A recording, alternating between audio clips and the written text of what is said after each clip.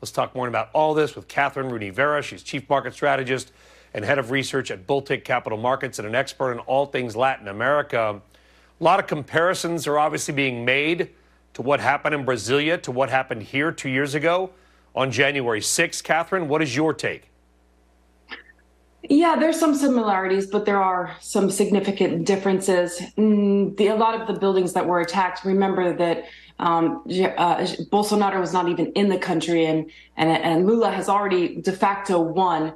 But a lot of the buildings that were attacked were empty. There was no impact on government functioning. The riots were roundly condemned by both sides and internationally. And it was, as you said, very contained. So it doesn't seem, Brian, yet, at least yet, to have spread to other parts of the country.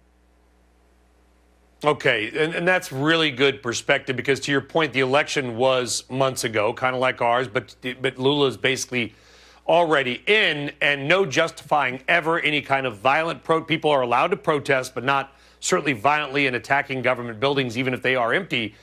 But Lula da Silva, he won the presidency, but I've got to imagine, given his previous administration, he's a convicted felon. He was put in prison for governmental corruption. I would imagine there is some frustration and anger with him returning as president.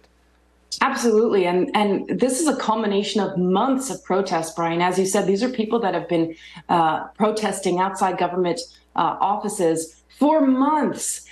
So there's questions of credibility, not of just the elections, but of the broader institutions. There's an immense amount, Brian, of distrust, and that is very unhealthy. Another differentiating factor between the U.S. and Brazil in democracy that's only 40 years young. This is a relatively young democracy. And Lula, as you said, in October, won by a razor-thin margin. So there's immense amount of distrust by the populace, not only with the election outcome, but with the institutions in themselves.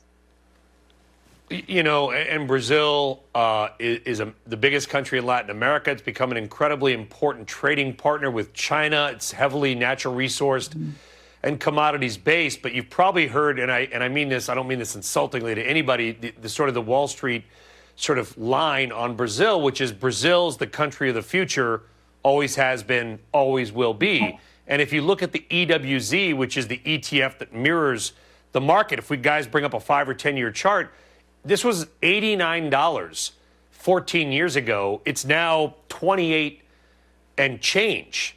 Is Brazil investable?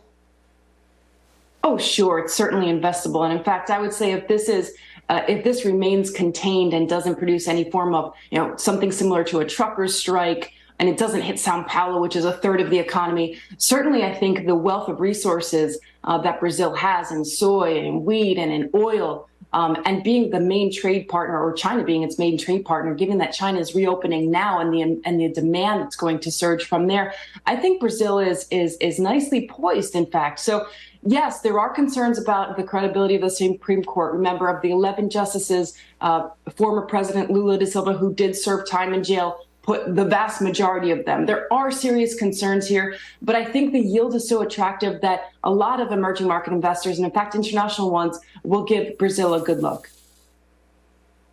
Yeah, I've been talking a lot about Europe for a couple of years. I probably should talk more about Brazil. They've been huge buyers of LNG, but they got a lot of hydropower as well. Right. Really interesting place. Kathryn Rooney Vera, Baltic Capital Markets. Kathryn, appreciate you getting up early. Have a great day. Valuable insight. Take care.